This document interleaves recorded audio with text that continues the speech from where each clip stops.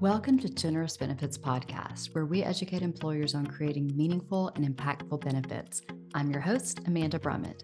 In this episode, we're joined by Matt McCuen, National Marketing Executive at Imagine360 and a seasoned advisor in the world of self-funded health plans. Matt has spent his career helping employers build smarter, more sustainable health plans. And today, he's walking us through some of the most misunderstood players in the game, TPAs or third-party administrators. We'll talk about what TPAs actually do, the range of services they offer, and what separates a good one from a great one. If you're a CFO, HR leader, or just someone who wants to better understand how your health plan works behind the scenes, this episode is for you. Well, thanks for having me, and I'm glad to have a conversation. A podcast on insurance just sounds exhilarating. Right? Yeah, and so with TPAs too, it's also the Wild West out there, right? When you're dealing with a big insurance company, you know you're dealing with a big insurance company. When you're dealing with TPA, which stands for third party administrator, you got to really kind of look into it, and we'll talk about that in more detail today. But it's a random potpourri of type of experiences depending on what you're looking for. Yes, definitely. And I'm glad you defined the acronym. Let's try to dodge acronyms, or if we use them today, explain them, because I have a master's in healthcare administration and sometimes I don't know what people are talking about. So we're not going to be those people. Our business is full of initials and acronyms, so Exactly. it can be confusing. Yes. So let's start at square one. What is a third-party administrator?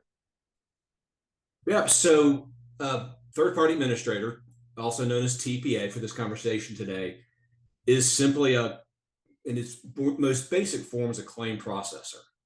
Okay, they handle health insurance claims. They can handle 401k, pension plans, flexible spending accounts. Some combine things, everything under one roof. Some simply will just focus on workers' comp. Some will just focus on group medical benefits. Some will just do dental. When you say TPA, it can mean lots of different things, whether it's health related or property casualty related or workers' comp related. Okay, that's super helpful. I do think claims processing is the first thing that we all think of when we think of a TPA, which, I mean, gosh, that can't be fun. And no wonder nobody likes their TPA. That's not fun work to do. But as I understand from you, there is a wide range of services. And I was actually super impressed when you kind of walked me through all the different stuff that TPAs do. So can you share that range with us? Yeah, absolutely. And so I think before you jump into that, let's just think through, I mean, again, the scope of what all the TPAs do. They're claims processors, right? Yeah. My expertise for the past 30 years is on self-funded medical plans, or partially self-insured, or kind of a level funded type, but group major medical benefits. Right? That's where I have spent the majority of my career in this industry. I think one thing to think through, though, is to recognize is, I mean, I've been with Imagine360 now for 25 years. Okay. Oh, wow. Yeah, been around for a while. And then in the self-funded industry for over 30. But when you look back, at one point, like in Texas, where I'm based, we're a national organization, over 1,000 clients that we represent. And we'll talk more about that later. But just look in Texas, I mean, 15, 20 years ago, there were probably 500 TPAs licensed. Really? Yeah. And then if you just extracted the workers' comp or the flexible spending account TPAs or the pension 401k TPAs, are probably whittle that down to about 250 TPAs. And so today there's probably, as far as licensed in the state of Texas, when it comes to the major medical, maybe 30 to 40.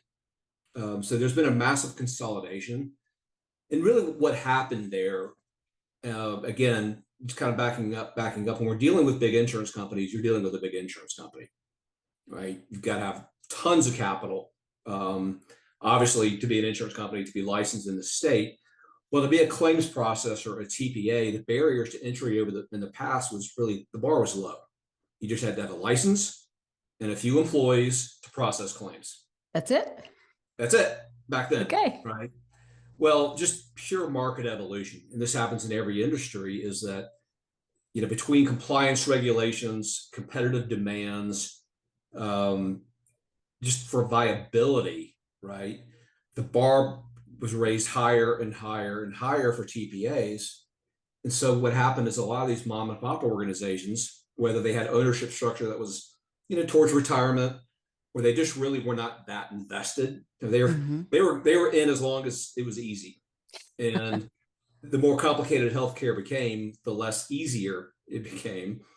And so a lot of these organizations either sold or they just shut down because the financial costs and the competitive capital required to exist was just too high. And so thus we have seen a major consolidation in the TPA market, not only in Texas, but nationwide. Mm-hmm. Is that good or bad? It's good because we're getting away from market confusion. Okay. Right? To be able to play ball in the space, to serve, like in my space, partially self-funded or self-funded employer groups, and deliver to their employees, to the HR team, the strategies that they need that we'll talk about here in just a minute to really affect change in their healthcare plan. The people that could not deliver the strategies are gone. Yeah. And so now we're able just to focus on really what does an employer want. And again, we'll address more of those topics here in our conversation today.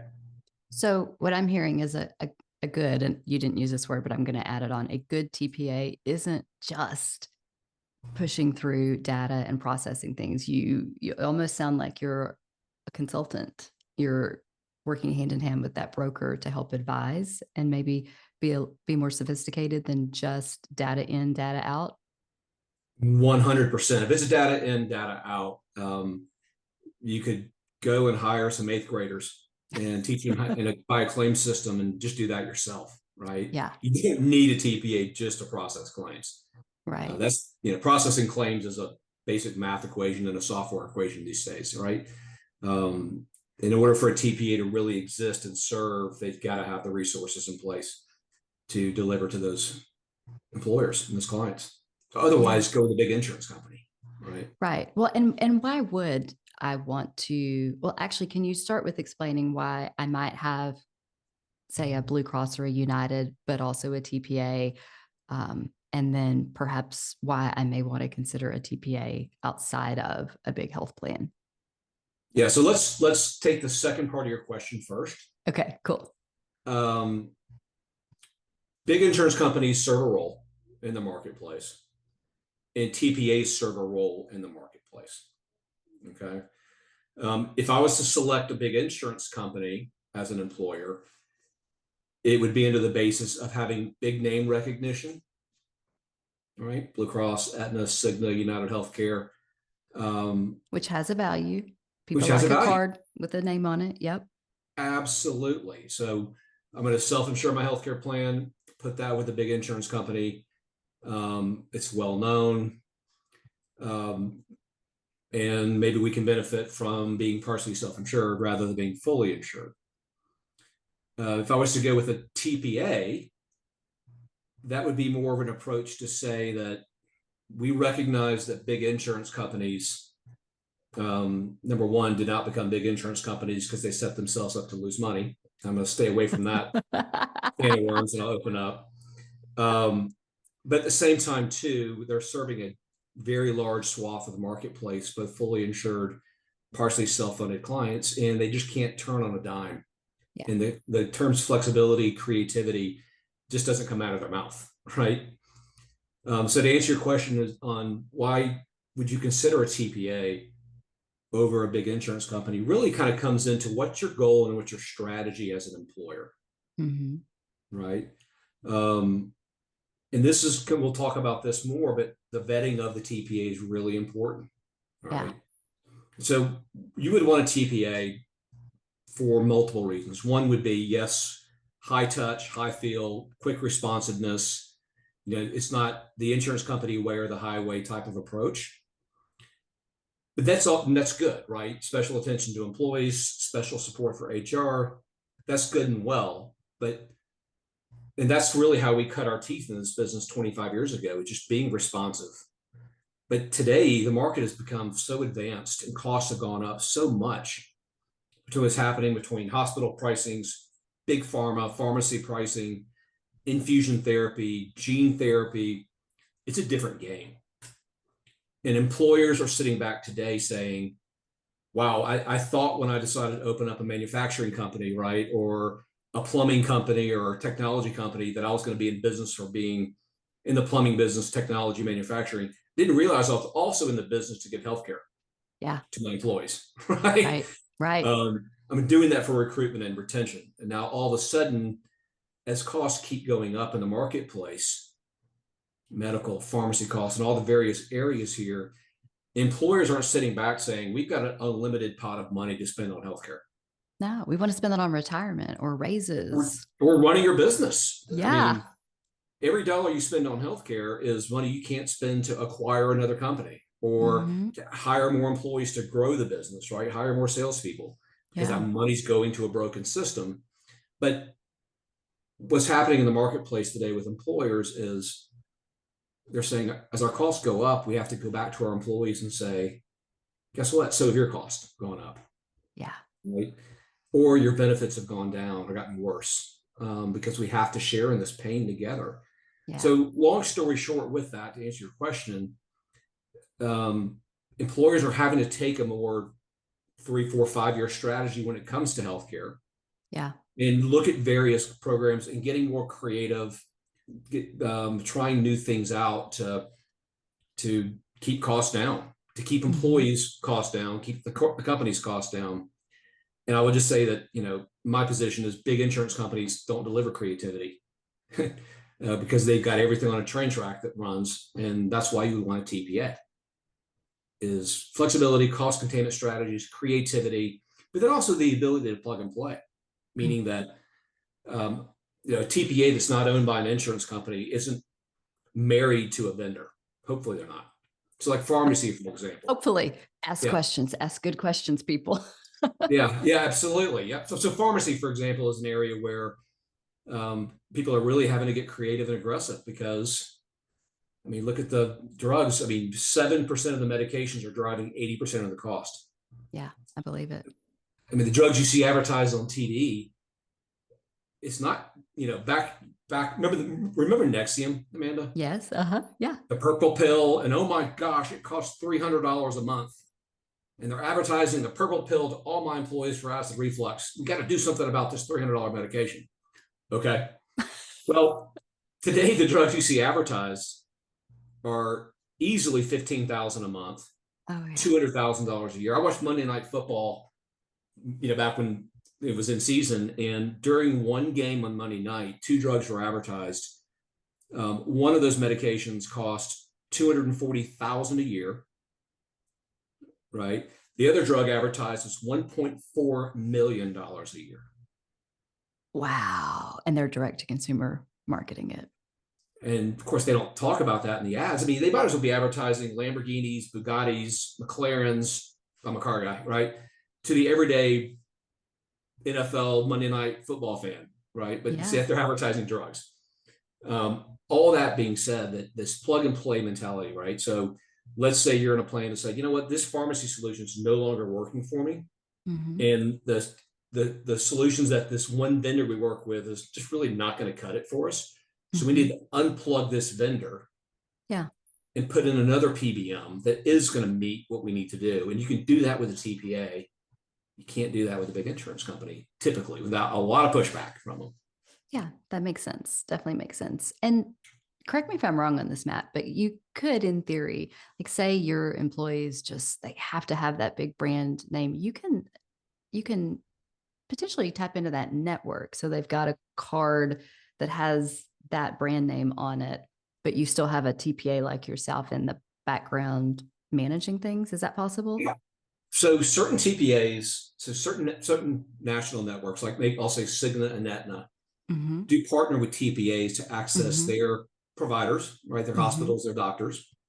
So you're able to provide the insurance company PPO network, which is really the Kool-Aid we've been taught to drink for the past 35 years, right? What's the network, right? Is my doctor in the network or out of the network?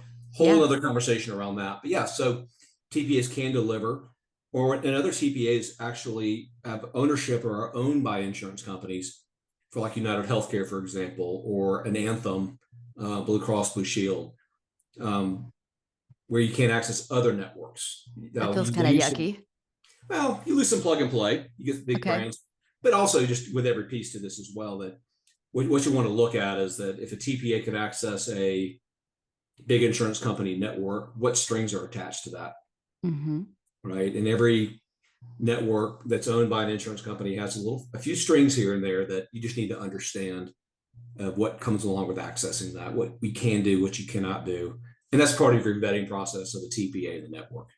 Yeah, definitely. And I assume a good TPA's got access to lots of different networks, especially like regional and open and narrower networks. Sure. That's, again, depending on where you are market wise. Yeah. You have high performance networks that go alongside a big brand network. You can adopt a reference based pricing strategy, which is an excellent cost containment strategy, and way too much to talk about around that strategy. Give us the 30-second. We're going to do a whole show on reference-based pricing, but in case people don't know what it is, give us the 30-second version. Well, this is an area that I'm fairly well versed in, being one of the creators of the concept 20 years ago. What? We'll talk about that in a future show. Okay. But reference-based pricing, and it's the 5-floor elevator discussion, is recognizing that under PPO contracts, receiving a discount off a bill that's been marked up 1,000% is not a good deal. If you let me set the price of a good and service, I'll give you whatever discounts you want. And there's a deep conversation around that. Reference-based pricing is real simple. In many cases, it's doing away with PPO contracts, using the powers given to employers under ERISA, the freedom under ERISA, to then structure a plan to say, we're going to pay on a bottom-up basis. So Medicare plus some percentage, costs plus some percentage. You structure a model that's fair to the hospital, so they're making money. We want them to be profitable, just getting off the crazy train of discount off the top. Okay. So that's about 5 floors of what is reference-based pricing. There's a lot that they unpack with that and that goes into it, but that's that approach. It works, but it's not for everybody, but it works. Fabulous. Okay, so I'm hearing claims processing, claims repricing. You got into pharmacy benefit management. You talked about care navigation. We've talked about network. So TPAs do a lot. How do they get paid for all those services? Yeah. So the TPA business is not a high margin business. Okay. Most TPAs structure a per employee per month admin fee. Most insurance companies structure a per employee per month admin fee when you're partially self-insured under their platform. I mean, technically, Buca, big insurance company, is a TPA, right? They're just a big insurance company, where TPA is not an insurance company. They're just a claims processor at its core piece to it. And so they have a margin that's made off of the per employee per month, right? So they got to charge enough. But that's all. Then make sure that their operational expenses are in line where they can make a profit. You know, your typical margins will run 15, 20% gross margin on that side. But from that one per employee per month, this is where the Wild West kicks in. This is where having as the employer is kicking the tires of a TPA, and also having an advisor that knows how to kick the tires, because you can put money in lots of different areas. Yeah. The pharmacy contract, for example, is another Wild West situation where, without naming names, in many cases, if a TPA is delivering a solution and they're not showing you how they make their money on that solution, it means they're making a lot of money on the pharmacy contract. In some cases, you'll see TPAs around pharmacies say, hey, we're going to keep all the pharmacy rebates that are paid by Big Pharma, and we're going to give you a $20 credit to our admin fee. And that's something I would be very suspicious of, because today rebates can equal $30 to $80 per employee per month equivalent, meaning what Big Pharma pays back to somebody. Insurance companies do this. TPAs can do this. Wow. $80 of fat or $80 potential cost reduction is substantial to an employer. So you want to look at that, like where's this money going from? And then, they're making a percentage on extra add-on wellness programs, Cobra, HIPAA, etc. So it's an area that you want them to be fully transparent, show you where they're making their money. They got to make a profit, right? Yeah. And just Yeah. make Yeah. sure their bodies are buried somewhere else. Wow. I grew up in the hospital world, not the health insurance world. And in the hospital world, we call everything you were just talking about a kickback. And it is illegal, which I understand it is legal in the insurance side. But wow, that's crazy. Well, it's just something to look into. And Yeah. and Thank you for sharing that. Yeah. yeah, Yeah. yeah. So, okay, we know we don't want a TPA that does all that. I've heard transparency from you. It's really important. What other things make a TPA good or even great? Yeah. So I would say that when it comes to TPAs, there's critical mass is important. Okay, meaning that Yeah. you want a TPA that has enough revenue streams coming in and enough members under administration to where they have the ability to bring in house the core services. Mm-hmm. And so let me back up. With some TPAs, they're processing claims and they're taking employee phone calls or acting like the insurance company. But when it comes to like your medical management services, Mm-hmm. pre-authorization, your case management, your chronic condition management, Mm-hmm. maybe wellness programs, concierge services. We'll talk about that here in a minute. They're outsourcing that to other vendors, right? Mm-hmm. And so you want to look at an organization that says we do these core things in house. Mm-hmm. Take employee phone calls. We have the compliance. The medical management is really important because integration of care is so critical these days. Yeah. That if you have an outside vendor, you just have a natural disconnect. Sure. Okay. But then think about it from the employee's perspective. If the TPA is having to outsource the core components to the plan, and then you add a few more extra outsource, really great services out there, and that we can getting creative. But let's say that you have a TPA's name, a PBM pharmacy name, a PPO network name, a Cobra name, medical management name, care navigation name, and this employer just left a big insurance company with one name, and you show up with 8, 9 different vendors. At the open enrollment meeting, it looks like NASCAR to the employees, right? The logos all Yeah. over. Who do I call if I have a problem? Right. It's confusing. So setting aside the integration that breaks down with that internally, it's confusing to the employees, and each one of those vendors stands on their own and they have to make a profit Yeah. to be in business. So you could wind up having more cost. It still should be less than big insurance company, right? But that's one reason to have size is important, to have core services in house. You really want a TPA, not just to process claims. That's the easy part, as I said. What level of creativity are they bringing to the table to solve for the cost problem that's employers, right? What point solutions do you have to help my employees, to help me, and to help my bottom line, Mm-hmm. right? One reason you go with the TPA is you want to have control over your data. So data analytics is important. Yeah. Big insurance company produces some data, but not at the granular level that really helps you to see what's going on in your healthcare plan. Everybody's HIPAA compliant, right? We're not violating absolutely. HIPAA. But what's driving our costs at a granular level? And then what strategies can we look at this year, next year, year after, to help get control of this runaway train, right? As it relates to healthcare costs. And then compliance, actuarial support is what you want within a TPA. Mm-hmm. Definitely. So, Matt, as I hear you talking, a lot of this sounds like it goes hand in hand with what the broker does. What role does the broker play in selecting the right TPA? And where did their services end and yours begin, or is it more of a partnership? Well, it definitely has to be a partnership between the employer, the TPA, and the broker, right? And any other additional vendors. This is no longer sitting across the table. The broker and employer on one side of the table looking at the TPA and PBM at the other side of the table, pointing at each other. The visual is everybody has to be on the same side of the table, looking across the table at what the problem is with healthcare costs. Yeah.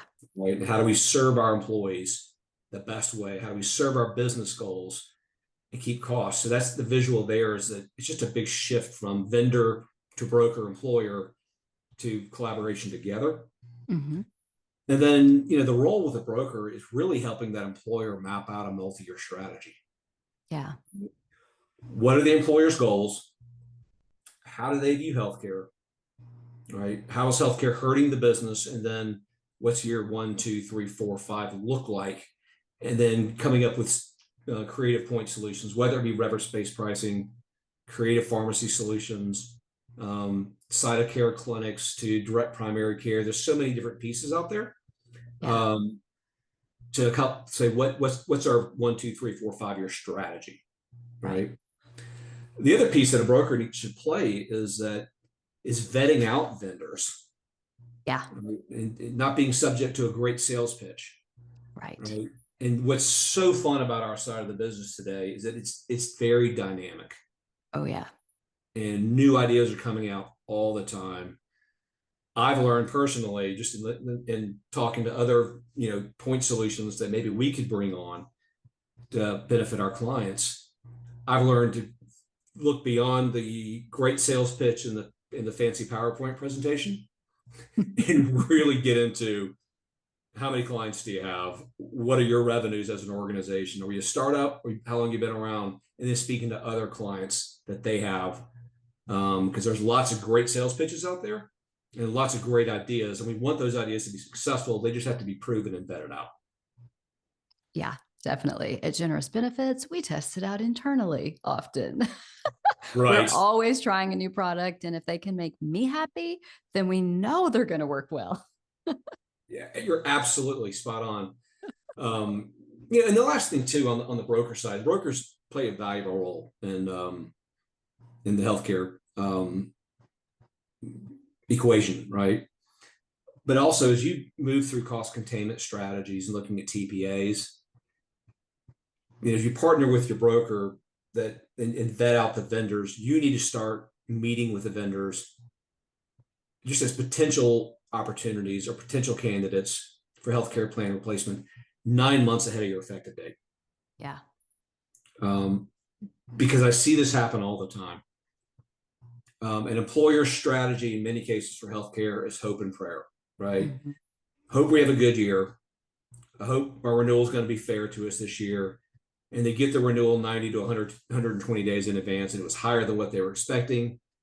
Always. Or maybe the business had a downturn a little bit for whatever reason, called tariffs.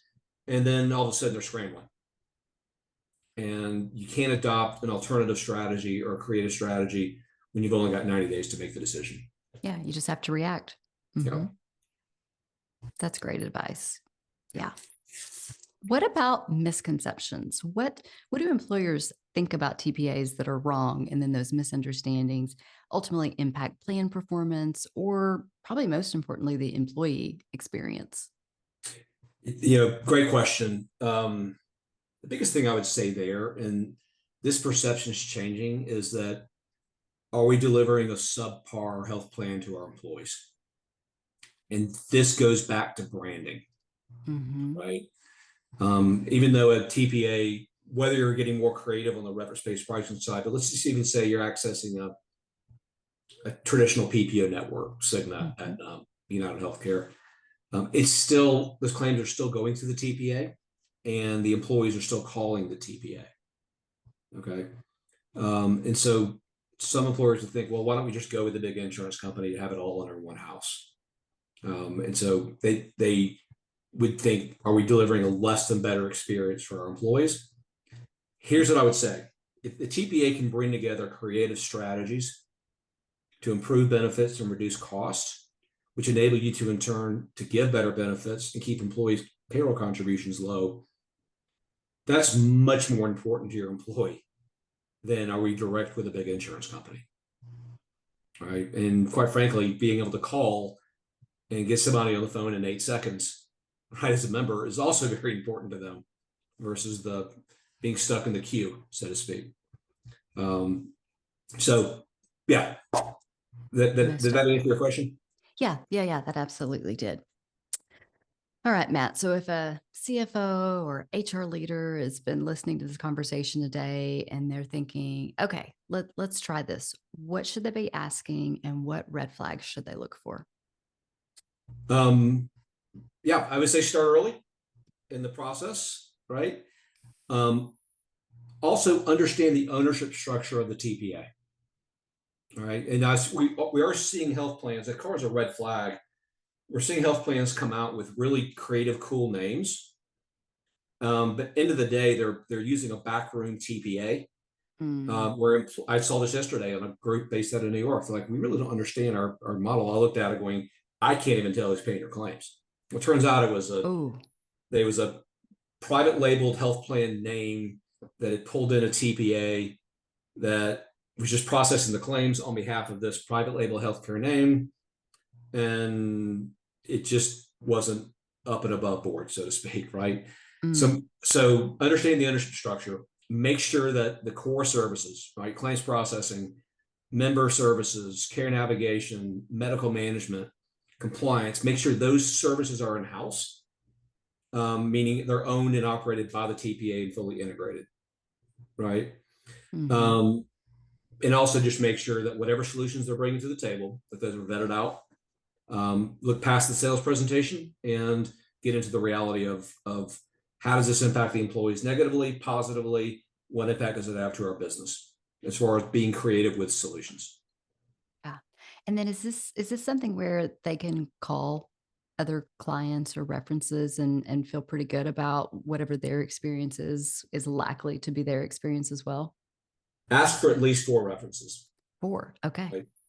Right? Don't speak to references until you've actually you understand the core services of what the TPA delivers, because you won't know what questions to ask their clients if you don't know what they do. But speak to 4 references, right? And then depending on how creative you want to become, and I know we'll have a more creative conversation hopefully down the road. Yeah. When you speak to references, don't just learn how did you like the TPA, or did they deliver on their promises, blah, blah, blah. It's important, right? But depending on what level of creativity you're wanting to move towards as an employer, whether it's pharmacy, whether it's medical, different strategies, care navigation, et cetera, learn from those clients. Right? How did you implement the strategy? What worked for you? What didn't work for you? What would you have done differently? And how you communicated it to your employees, et cetera. So vet the TPA, depending on how creative you want to be with your plan, find similar employers, and then learn from those employers. So that is great advice. Well, Matt, any parting thoughts or final things you would say? Yeah, I'll say this. As we speak at conferences, whether it's SHRM, Benefits Pro, Employee Benefit News, as we would talk through more creative point solutions for employers in the past, we would have a C-suite that was very engaged and an HR team that was very disengaged. And understandably, they want to take care of the employees for recruitment and retention. And anything that pushed the envelope too far was going to be seen as disruptive. Today, as we speak at conferences now, for the first time, I am finding HR professionals really wanting to learn about what can we do, right, to help stave this off, because we're at a pain point now, right? We're at a pain point where employers are saying we can't do it anymore. Thank you for listening to this conversation with Matt McCuen. I know I learned a ton from him, and I hope that you did as well. Whether you're already working with a TPA or just starting to explore that option, we hope this episode gave you some clarity on what a good partnership looks like and what questions to ask along the way.